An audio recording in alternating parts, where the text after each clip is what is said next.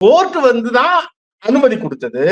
Court கிட்ட திரும்ப போயிருக்கா. அப்படி கோர்ட் என்ன சொல்லுது, சரிப்பா பிரச்சனை இருக்குன்னு நீயும் சொல்ற, பிரச்சனை இருக்குன்னு நானும் யோசிக்கிறேன், ஸ்பெஷல் இன்வெஸ்டிகேஷன் டீம் போல சொல்லிட்டு பண்ணிருக்கு.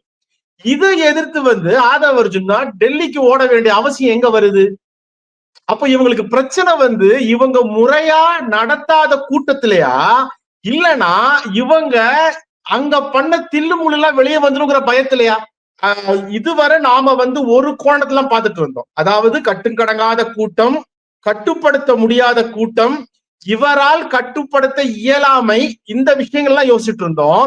இதனால ஒரு 41 அப்பாவி உயிருங்க, அது அவருடைய ரசிகர் கூட்டம் இதெல்லாம் அப்பாற்பட்டு ஒரு அப்பாவி 41 உயிர் என்னன்னே தெரியாம செத்து போச்சு.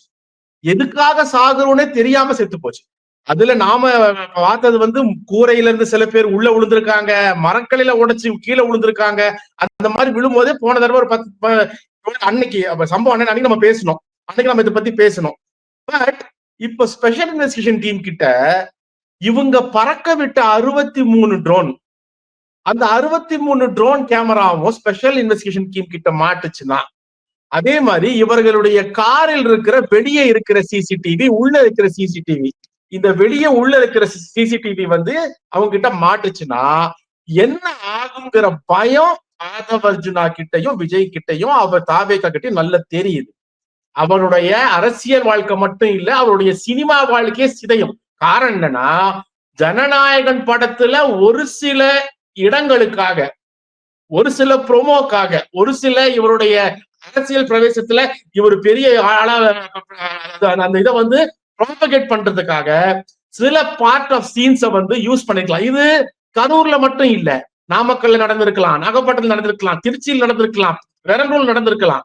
அது எல்லாத்தையும் கிளப் பண்ணி கொலாஜ் மாதிரி ஒரு இதை போட்டு அவங்க ட்ரை பண்ணிருக்கலாம்.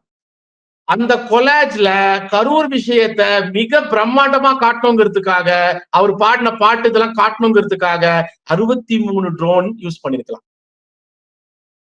அப்போ இந்த 63 ட்ரோன்ல நான் சொன்ன மாதிரியே என்னோட ஸ்பெகுலேஷன்ல எடுத்துக்கோங்களேன், 33 கழிச்சிருங்க, 30 ட்ரோனுடைய